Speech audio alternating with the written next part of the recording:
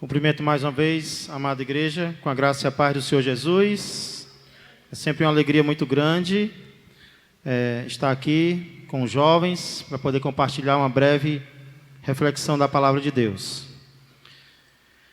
Forte ou fraco espiritualmente? Como você acha que está neste momento? Forte ou fraco espiritualmente? Como você se avalia? Como você se considera neste momento? Quando se trata de vida física, a nossa força ou fraqueza depende de muitos fatores, de vários fatores, sendo um dos principais a nossa alimentação. Concorda? É claro que a nossa força ou fraqueza depende do descanso, por exemplo. Mas um dos fatores principais é a nossa alimentação. Se nós estamos nos alimentando bem, nós seremos fortes. Se nós nos alimentarmos mal, nós nos sentiremos e realmente estaremos fracos. Na nossa vida espiritual, não é diferente. A nossa força ou fraqueza espiritual também depende de vários fatores, sendo um dos principais também a nossa alimentação espiritual. É como alguém postou nesses dias: sempre haverá uma guerra entre carne e espírito. Sempre haverá uma guerra entre carne e espírito, e vencerá aquele que estiver melhor alimentado. Quem concorda com isso?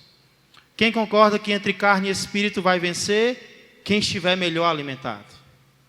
É por isso que nessa noite eu quero falar sobre alimentação espiritual. Na verdade, nessa noite eu quero falar sobre feijão com arroz espiritual. Na nossa vida física, feijão com arroz virou símbolo daquilo que é mais básico do que se trata de alimentação, né? Descobriram que feijão e arroz contêm os nutrientes mais necessários para o nosso corpo. Então, esses dois ingredientes se tornaram símbolo de alimentação básica quando se trata de vida física. Trazendo para a nossa vida espiritual, o que seria o nosso feijão com arroz? O que seria aquilo que não poderia faltar no nosso dia a dia? O que seria aquilo que de mais básico nós podemos ter diariamente? Nós vivemos em uma época de fácil acesso à internet. Todo mundo, todo jovem tem acesso à internet hoje. Por isso é muito comum ver crentes, inclusive jovens, postando à torta e à direita vídeos religiosos. E não pense que eu sou contra isso. Pelo contrário, eu até posto também, eu gosto de postar vídeos religiosos. Mas o que eu estou querendo dizer é que é possível eu e você assistirmos e postarmos 10 vídeos religiosos por dia e ainda assim não estarmos nos alimentando do básico em relação à nossa vida espiritual. Você pode assistir 10 vídeos espirituais por dia e compartilhar esses 10 vídeos e mesmo assim pode estar fraco espiritualmente, porque você não está se alimentando do básico, do mais básico quando se trata de vida espiritual. É por isso que nessa noite eu quero falar sobre duas práticas, conhecidas práticas, que são até mais importantes para a nossa alma do que feijão com arroz para o nosso corpo. Porque você pode até passar bem alguns dias sem comer feijão com arroz. Tem gente que nem gosta, né? Prefere fast food, prefere McDonald's, prefere macarronada. Não sabe se vai ser bom para o seu corpo, mas você pode passar alguns dias sem feijão e sem arroz. O que você não pode é passar alguns dias sem as práticas das quais nós vamos falar nessa noite. são mais importantes para a nossa alma do que feijão e arroz para o nosso corpo. O que seria, irmão? Feijão e arroz do nosso espírito. O que seria aquilo que não pode faltar? Em primeiro lugar, estudo da palavra de Deus, ou meditação na palavra de Deus. Primeiro ingrediente, digamos que é o arroz. É o arroz da vida espiritual. Estudo, meditação na palavra de Deus. Em uma recente reunião do Condomínio M², o irmão Leones pediu para os jovens presentes escreverem no papel uma dificuldade que eles estivessem enfrentando e pela qual eles gostariam que nós orássemos. Um problema que o jovem estava enfrentando e pelo qual ele gostaria que nós orássemos, em uma recente reunião do M².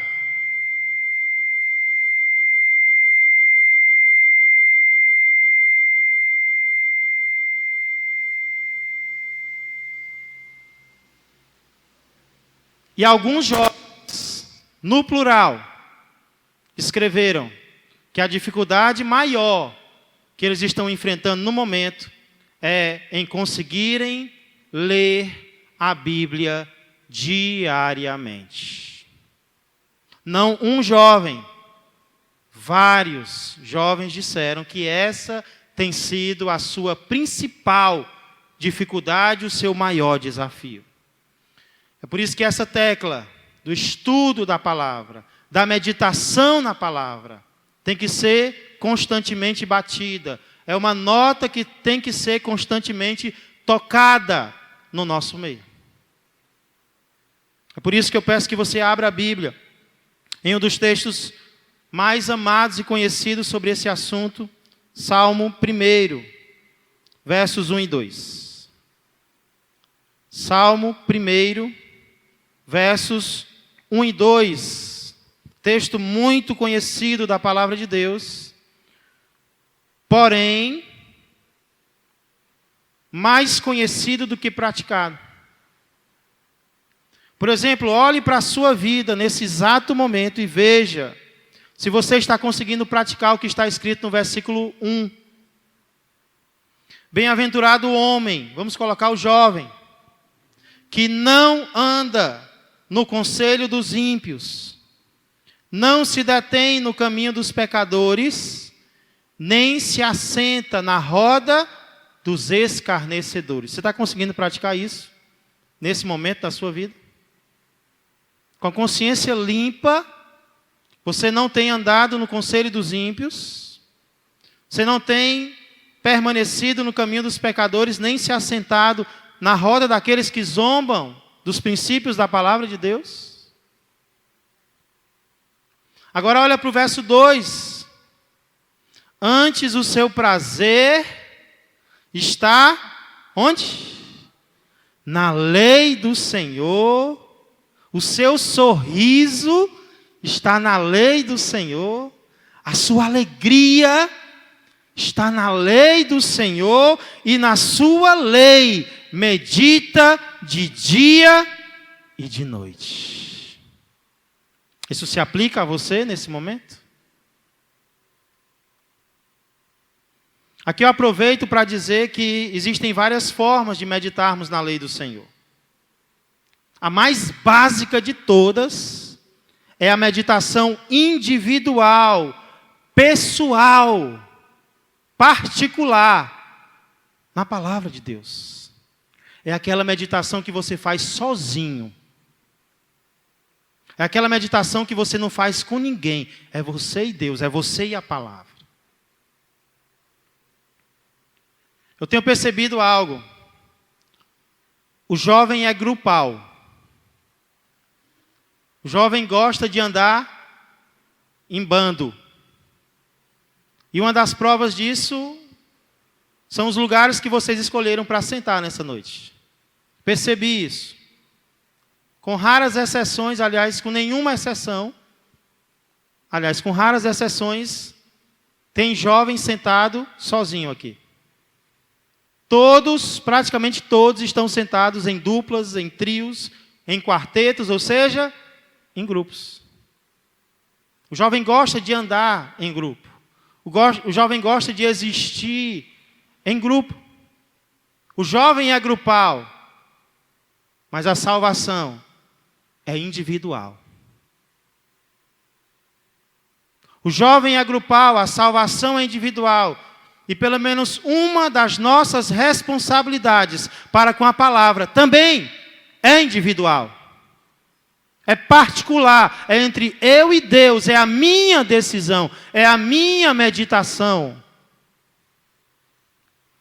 É por isso que vários textos que falam sobre o nosso compromisso com a palavra falam no singular. Por exemplo, confere comigo. Esse é um deles. Josué 1:8. Palavra de Deus a Josué, que serve também para mim e para você.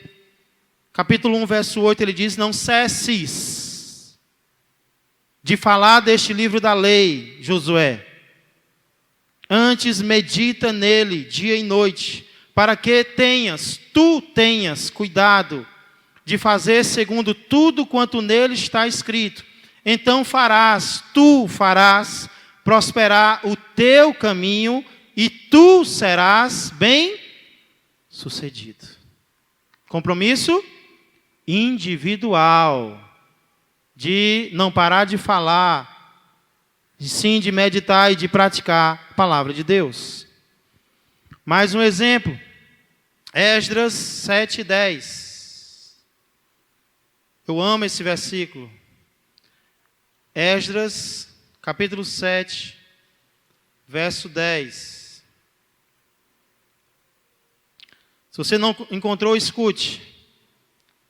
Porque Esdras tinha disposto o coração para buscar a lei do Senhor, e para cumprir, e para ensinar em Israel os seus estatutos e os seus... Aqui está falando que o povo todo tomou uma decisão para com a palavra de Deus? Não. Aqui diz especificamente porque Esdras, ele tinha disposto o coração para buscar a lei do Senhor, e para cumprir, e para ensinar em Israel os seus estatutos e os seus juízos. Da mesma forma, o Salmo 119, verso 11, que nós lemos no início desse culto. Todos esses versículos que nós lemos apontam para um resultado, para uma bênção, para uma promessa de Deus para aquele que decide meditar na palavra do Senhor. Ele é bem-aventurado, ele é bem-sucedido. Então existe bênção, jovem. Mas estes versículos também apontam para uma individualidade, para uma decisão que o jovem precisa tomar independente dos outros.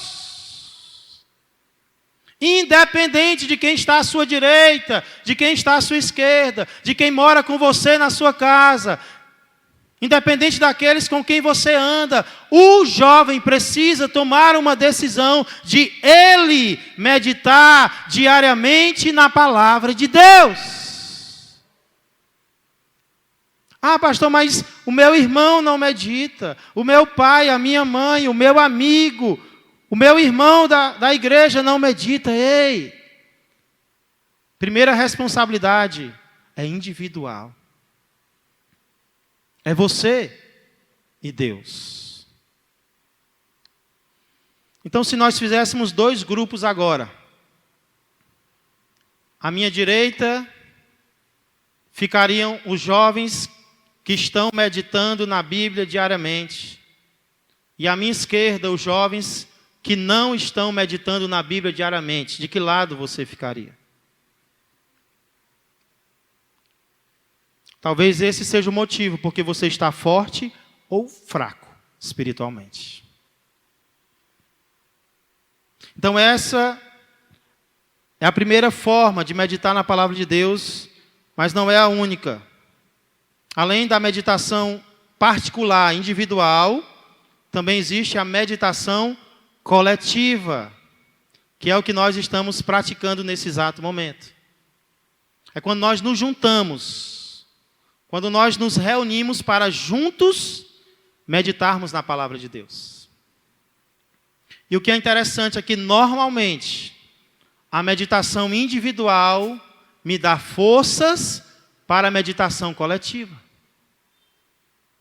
O que leva um jovem a se afastar da congregação? Muitas vezes é a falta de meditação individual na palavra. Porque ele não medita na palavra, ele enfraquece. Porque ele enfraquece, ele não tem desejo de vir à congregação. Então ele se afasta. Mas se você estiver sozinho, individualmente, buscando, meditando, estudando a palavra, não importa quão defeituosa a tua congregação seja, os teus irmãos sejam, você vai ter desejo de meditar na palavra coletivamente, em grupo. Você vai passar por cima dos defeitos que toda família tem, inclusive a igreja. Toda a igreja tem. Mas você só vai conseguir meditar coletivamente se primeiro você estiver meditando individualmente. Obrigado. Também existem vários textos que falam sobre a importância da meditação coletiva, do estudo coletivo, isso que nós estamos fazendo hoje.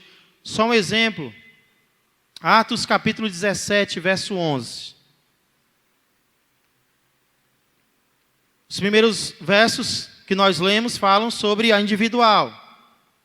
O segundo, esse agora, sobre a coletiva. Atos 11, aliás, 17 e 11.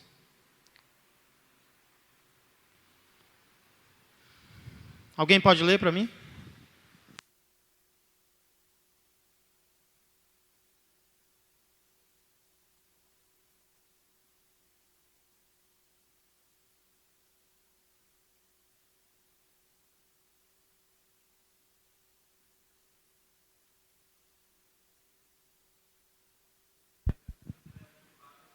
Obrigado, irmão. Ora, estes de Bereia eram mais nobres que os de Tessalônica. Por quê? A explicação é: receberam a palavra com toda a avidez, receberam a palavra com toda a avidez, examinando as Escrituras todos os dias para ver se as coisas eram de fato assim. Aqui está falando da pregação de Paulo. Enquanto Paulo pregava, eles coletivamente recebiam a palavra, mas não apenas recebiam. Eles, no plural, examinavam a palavra de Deus diariamente para ver se as coisas eram de fato assim. Quer ser forte espiritualmente, jovem? O apóstolo João diz: jovens, eu vos escrevo porque sois fortes e a palavra de Deus permanece em vocês. Primeiro ingrediente para ser forte é fazer com que a palavra de Deus permaneça em você. E ela só vai permanecer se você meditar nela. Se você tomar a decisão de, primeiramente, individualmente meditar nessa palavra, independente de quem esteja ao teu lado, e depois se reunir com outros para meditar nela também. Esse é o primeiro ingrediente para um jovem forte, mas não é o único. Feijão com arroz, perdão, feijão com arroz. Nós precisamos também da prática da oração. Não apenas o estudo da palavra, mas também a prática da oração. Assim como com a palavra, também existem várias formas de orar. E eu quero pedir que você abra agora para um versículo que se aplica a várias formas. Profeta Daniel, capítulo 6, verso 10. Daniel 6 e 10.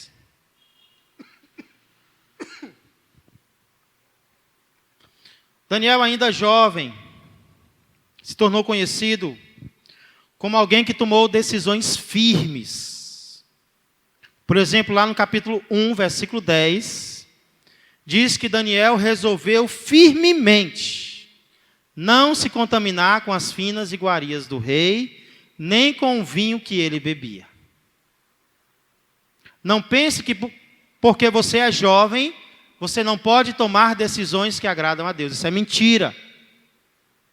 Daniel, ainda jovem, decidiu firmemente: eu não vou provar das finas iguarias do rei, nem vou beber do vinho que ele oferece.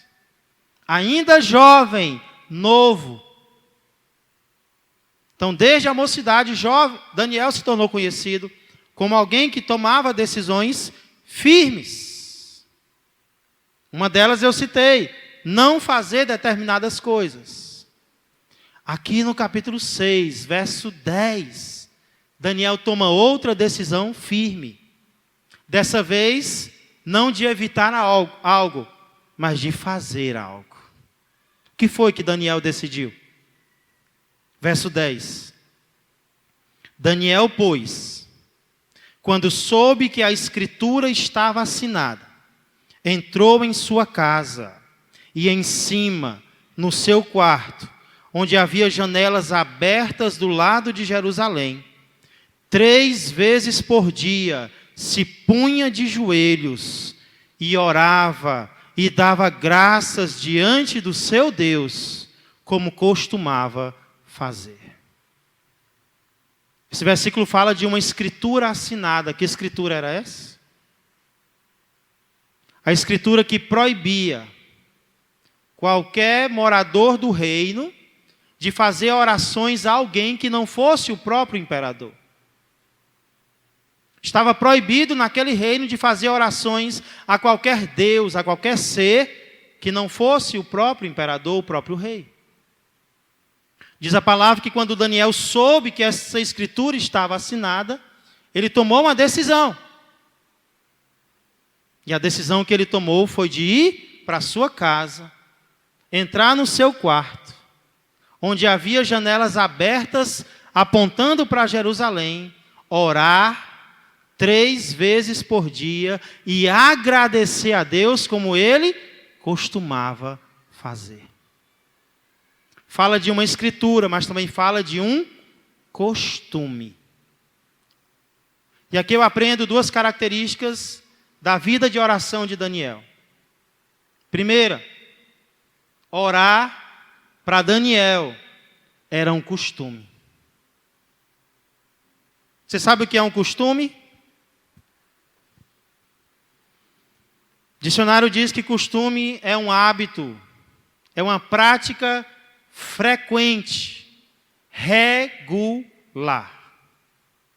Costume é algo que você faz frequentemente e regularmente. Não é algo que você faz uma vez ou outra, isso não é costume. Costume é aquilo que você faz todo dia. Escovar os dentes. Quem aqui tem o costume de escovar os dentes? Você escova os dentes até automaticamente. Alguns aqui têm o hábito de tomar banho, por exemplo, né? Tomam banho todo dia. Costume é algo que você faz frequentemente, regularmente. A oração para Daniel não era algo que ele fazia uma vez aqui, outra acolá. Era algo que ele fazia frequentemente, regularmente. A oração para você é um hábito? A oração para você é um costume? Você ora frequentemente? Você ora regularmente?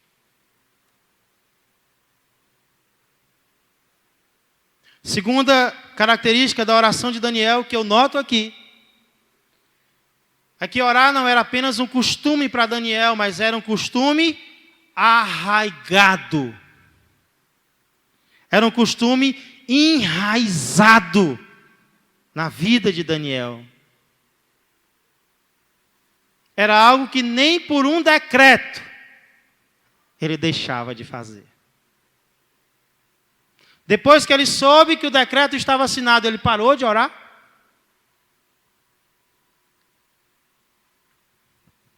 Se orar fosse crime, você seria condenado?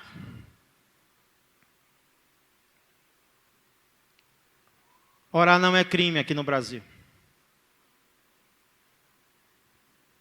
Era um costume arraigado de Daniel.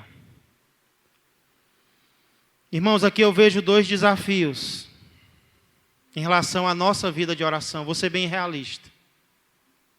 O primeiro desafio é tornar a oração um hábito. Talvez não seja. Talvez você ora um dia sim e 8 não. Talvez você ora quando sobra tempo. Talvez você ora quando vai fazer uma prova. Talvez você ora antes de uma entrevista de emprego. Mas orar ainda não é um costume para você. O desafio é que seja. E para que algo vire um costume, no início não é natural. No início é forçado. Quem tem carteira de motorista aqui? Como era dirigir no início? Como era lembrar de tudo aquilo que tinha que fazer no carro? Tem mulher que ainda hoje sofre, né? Tem mulher, não são todas. Algumas aprenderam. Mas aprender a dirigir, adquirir o hábito de dirigir, no início é difícil, mas depois você faz automaticamente. Orar também. No início vai ser forçado. Mas eu quero dar uma dica. Baseado nesse versículo. Não é uma regra, é uma sugestão. Escolha 3 horários no dia. E comece a orar nesses 3 horários. De preferência, ligado à leitura da palavra. Não sei quantos estão fazendo aqui a leitura anual da Bíblia. Que nós desafiamos no início do ano, eu acho que poucos. Mas você pode receber o do último trimestre. Pastor, eu não li os outros. Lê o último trimestre. Ler a Bíblia nunca é algo em vão. E tem 3 leituras no papel que a gente distribuiu. E o que eu tento fazer, estou lutando para fazer, é separar 3 momentos no dia, fazer as 3 leituras e 3 orações. Ah, pastor, mas a Bíblia diz orar sem cessar. Então eu não preciso separar tempo para orar. Eu sei que a Bíblia diz orar sem cessar. Mas ela também mostra que alguns personagens bíblicos separavam momentos específicos. Por exemplo, o salmista disse: à tarde, pela manhã e ao meio-dia, a ti farei as minhas súplicas. Por que a gente separa tempo para tudo que é importante e não separa para a oração? Você crê que a oração é importante? Então agende momentos de oração. Estou dando a sugestão, agende 3, pelo menos 3 momentos de oração por dia. E cumpra até virar um hábito, até virar um costume. Então, primeiro, para quem aqui ainda não costuma orar, o primeiro desafio é que a oração se torne um hábito para você. Você vai ter muitas recompensas, respostas em relação a isso. O segundo desafio que eu faço é não interromper este hábito nem por um decreto. Daniel, ele tinha o costume, mas esse costume foi colocado à prova por um decreto. Por uma pessoa, aliás, por um grupo de pessoas. E Daniel foi além. Nenhum decreto impediu o costume de orar. Se você já tem o hábito, não permita que nada nem ninguém interrompa o teu hábito de orar. Dizem que Spurgeon, grande pregador inglês, quando começava a orar, nem a visita da rainha da Inglaterra o atrapalharia. Ninguém tinha coragem de bater a sua porta para dizer que a rainha estava esperando por ele, porque ele não interromperia a sua oração. Hoje, se nós não tivermos cuidado, começamos a orar e um apito do WhatsApp nos atrapalha. Porque nós queremos olhar o que foi. O cachorro late, o gato mia, carro buzina, qualquer coisa nos atrapalha. Se você crê que a oração é importante, decida, eu vou fazer dela um hábito. Eu vou fazer dela um costume. E eu quero que esse costume esteja tão arraigado, mas tão arraigado, que nenhum decreto será capaz de me atrapalhar. Existem outras práticas, irmãos, que nós poderíamos citar aqui, mas eu creio que os mais básicos para um jovem se tornar forte são esses: o estudo diário da palavra de Deus e a prática diária da oração. Eu comecei perguntando como você se sente, forte ou fraco. Você já sabe. A pergunta agora é: o que você vai fazer? O que você vai fazer ao sair desse encontro, dessa mocidade? Você pode permanecer como você estava, sem rumo, sem progresso, sem força, reclamando dos outros. Você pode assumir a responsabilidade para ser forte espiritualmente, decidindo: eu vou meditar na palavra individualmente e eu vou procurar outros para meditarmos também. Eu vou adquirir o hábito de orar. E esse hábito vai se tornar algo arraigado na minha vida. Hoje eu sou uma vergonha na área da oração, mas isso vai mudar, porque Deus está me mostrando hoje que é algo importante para a minha vida espiritual. Eu tenho dito isso, irmãos. Primeiro, a ser confrontado pela palavra é sempre o pregador. E eu fui confrontado por essa palavra. Eu confesso para vocês que eu não estava estudando a palavra, meditando na palavra e orando como eu costumava fazer. E sabe o que estava me atrapalhando? O que talvez está atrapalhando você. Algo que é uma bênção, mas também pode se tornar uma maldição. Internet. Internet pode ser uma bênção, mas também pode nos atrapalhar muito. E é impressionante como quando você toma uma decisão simples: eu vou navegar menos, eu vou limitar os horários em que eu vou olhar a internet. É impressionante como sobra tempo para você meditar na palavra e orar. E não sobra só tempo, não. Aumenta o ânimo, a vontade de se deleitar na palavra e de falar com Deus. Se você crê que a palavra e a oração são importantes, eu quero desafiar você. Diminua a navegação. Diminua. Vou ser radical aqui para você cortar, não, porque seria hipocrisia da minha parte. Diminua. Limite os horários. E você vai ver um novo ânimo para as coisas de Deus na tua vida. Eu encerro desafiando os jovens essa noite a se tornarem compromissados com o estudo da palavra e com a prática da oração. Curve a sua cabeça. Eu quero desafiar você, jovem. Você,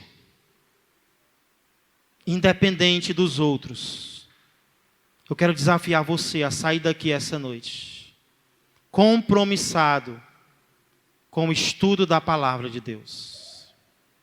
Jovens, eu vos escrevi porque sois fortes, e a palavra de Deus permanece em vós. Afasta as desculpas esfarrapadas. Tempo você tem. Inteligente você é. Oportunidade não falta para você. Para de ser sem vergonha em relação às desculpas. Eu e você não temos.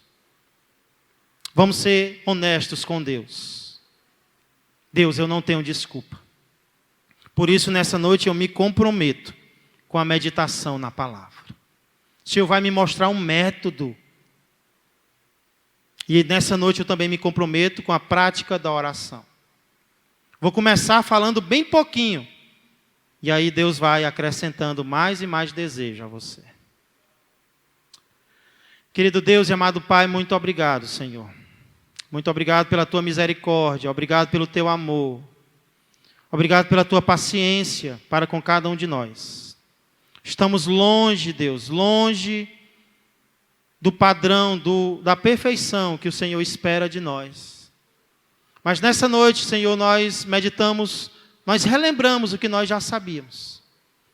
Com respeito a práticas tão básicas, Deus, mas também tão necessárias. Senhor, vem nos motivar. Vem nos motivar, Senhor, a darmos um passo na direção do Senhor.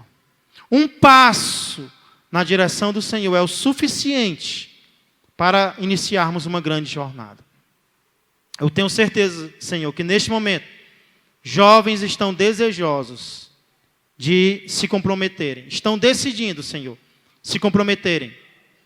Senhor, eu peço a Tua graça, Tua misericórdia sobre as nossas vidas. Porque só o tempo vai mostrar os resultados de decisões que estão sendo tomadas hoje, Deus. Só o tempo e a eternidade, eu creio, vão revelar, Senhor, as consequências de decisões, firmes decisões, que estão sendo tomadas agora, por jovens que se acham tão fracos, Deus. Por jovens, Senhor, que se acham tão pecadores, Deus, mas que nesta noite estão ouvindo a Tua voz, Senhor. Estão sentindo o Teu chamado. Estão, Senhor, ouvindo o Teu convite para uma vida mais próxima de Ti, Deus. Então faz, Senhor, a Tua obra em nós. Pois eu não oro, Senhor, no nome de qualquer um. Eu peço e agradeço no nome do nosso Senhor e Salvador, Jesus Cristo. Amém, amém e amém. Glória a Deus. Agradeço a oportunidade. O irmão Jefferson pode chegar.